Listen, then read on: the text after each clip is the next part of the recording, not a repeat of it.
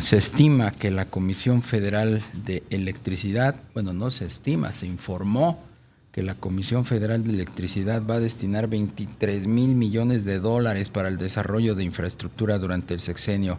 Sin embargo, pues todo el mundo dice, ¿de dónde? Sí. ¿De dónde? Vamos a platicar con Óscar Ocampo, coordinador de Energía y Medio Ambiente del IMCO, el Instituto Mexicano para la Competitividad. Óscar, ¿cómo estás? Buenas tardes. ¿Qué tal, Darío? Buenas tardes, Rogelio. Encantado de platicar con ustedes. ¿De dónde va a salir la lana? Es mucho dinero, 23,000 millones de dólares. Y es más dinero con las finanzas públicas presionadas, con la consolidación fiscal y además con la CFE limitando sus posibilidades de financiamiento. Una cosa curiosa, la primera versión que circuló el fin de semana sobre el Plan México hablaba de una fibra para levantar recursos para invertir en transmisión, en distribución en las redes eléctricas, cosa que desapareció en la versión final que se presentó el lunes del mismo plano. Así es que la propia CFE, el propio gobierno está restringiendo sus posibilidades, que ya lo adelanta la reforma constitucional, elimina la posibilidad de fibras, de SECADES, de CERTIS, de este tipo de instrumentos financieros, o también de APPs, ¿no?, que en su momento también fueron una alternativa de diversificar las fuentes de financiamiento. Así es que es una gran pregunta, aunque al mismo tiempo la estrategia que presentaron hace unos meses nos adelanta la idea de los proyectos mixtos, ¿no?, de estas sociedades de CFE con privados, y también de un espacio de hasta, entiendo, 9,000 megawatts o 9 gigawatts para los privados. Es que por ahí, por esas líneas, están pensando financiar esta expansión ambiciosa, hay que decirlo, de la infraestructura eléctrica de este país. Claro. Óscar, la parte de los flujos que genera la Comisión Federal de Electricidad, ¿en qué medida podría ayudar a financiar parte de esta inversión de 23,000 millones de dólares? Una parte importante va a venir de ahí, pero al mismo tiempo la Comisión Federal de Electricidad ya comprometió buena parte de sus ingresos, por ejemplo, de filiales como CFE Energía o CFE Internacional, que tienen buenas utilidades en el comercio de gas natural, con el plan de desarrollo de centrales eléctricas que hicieron el sexenio anterior, ¿no? Es que la CFE llega a una posición financiera no crítica ni mucho menos, pero sí más comprometida. Si es que hay un límite de cuántos recursos pueden irse por esa vía. Nos adelantan también que van a algunas líneas de transmisión, por ejemplo, se planean hacer a partir del esquema Pirilegas, ¿no?, que con los flujos del activo se va repagando. Por ahí se va a ir una parte y otra parte tendrá que ser obra pública financiada. A ver, platícanos un poco más de esa fibra, porque yo también a finales del año pasado escuché que se estaba tratando de estructurar un fideicomiso especializado en infraestructura, un vehículo conocido mejor como fibra. ¿Ya no se está considerando esa posibilidad?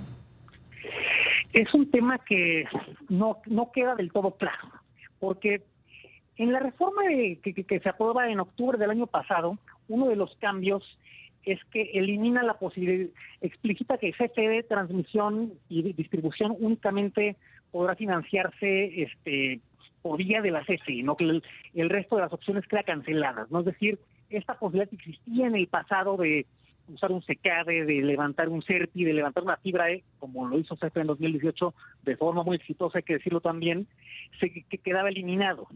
Ahora en la primera versión del Plan México, que empezó a circular el fin de semana, retomaban la idea de la fibra, pero nuevamente desapareció en la presentación final que se hace el lunes en el Museo de Antropología. Así es que no queda del todo claro cuál es el estatus de esta fibra. Y por ejemplo, si en la legislación secundaria se planea incorporar algún artículo, algún fraseo que permita que abra la puerta para este tipo de instrumentos. Claro. Ahora bien, Óscar, estos 23,000 millones de dólares de lograr obtener de alguna forma este financiamiento, ¿son suficientes para pues los rezagos que sobre todo en la parte de transmisión tiene la CFE? De estos 22,000 millones, más o menos 7.5 se van a ir a transmisión eléctrica.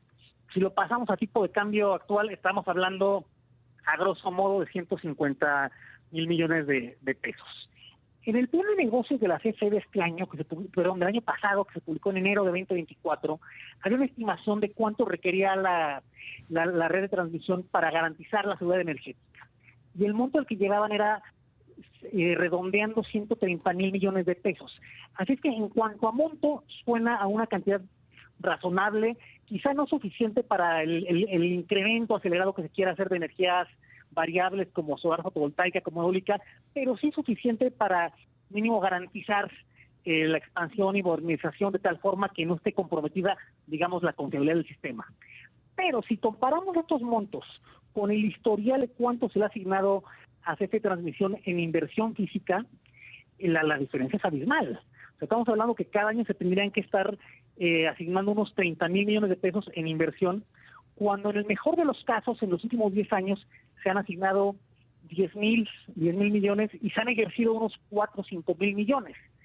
Y, por ejemplo, el PES 2025 asigna únicamente 10,000 millones de pesos en inversión de redes eléctricas, de la red de transmisión. Así es que suena bien, pero no es congruente con lo que hemos visto con los presupuestos y también con la restricción presupuestal que trae la Comisión Federal de Electricidad.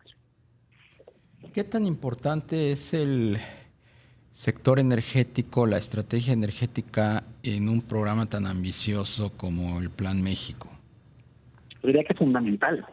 O sea, fundamental, y más pensando que algunas de las áreas más donde el sistema eléctrico, por ejemplo, está más comprometido, pues son el corazón industrial de México, ¿no? La zona del Bajío, la zona norte del país.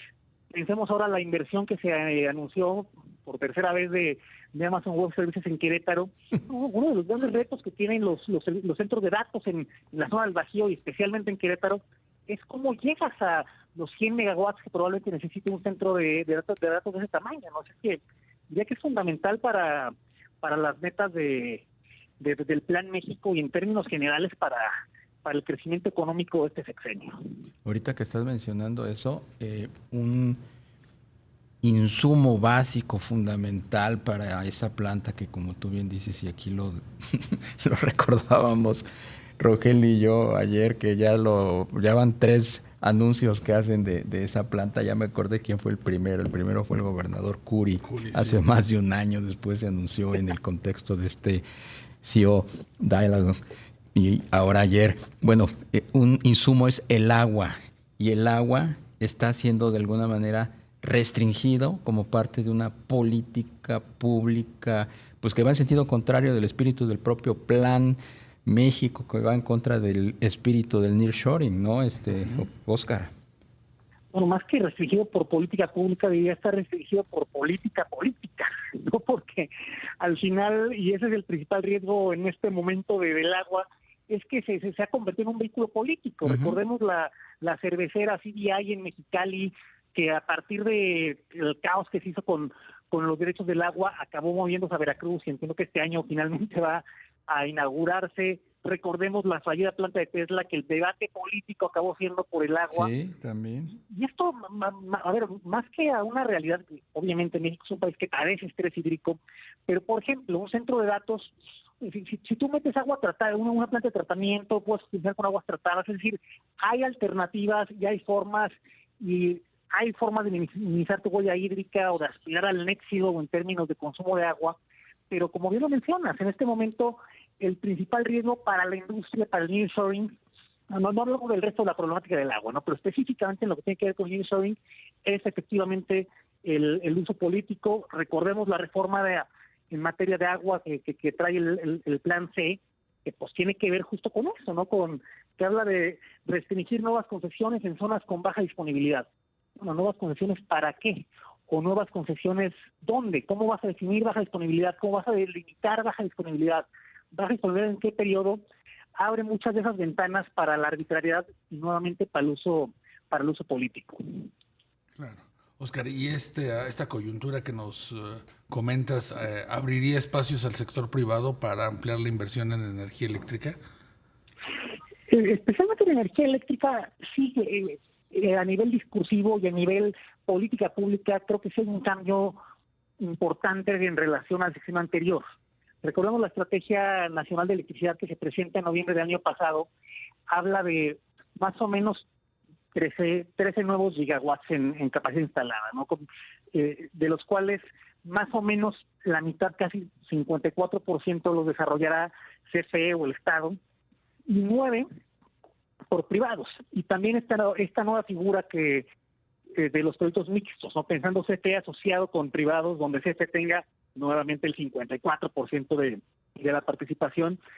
Es que sí, sin duda hay una mayor apertura, porque en el fondo es un reconocimiento de la realidad, y la realidad es una, y la realidad te dice que el Estado no tiene los recursos financieros, operativos, materiales, humanos para llevar a cabo la expansión que requiere ahora sí urgentemente el sistema eléctrico mexicano. Óscar Ocampo, coordinador de Energía y Medio Ambiente del Instituto Mexicano para la Competitividad. Muchas gracias por la entrevista. Gracias a ustedes, buena tarde. Igualmente.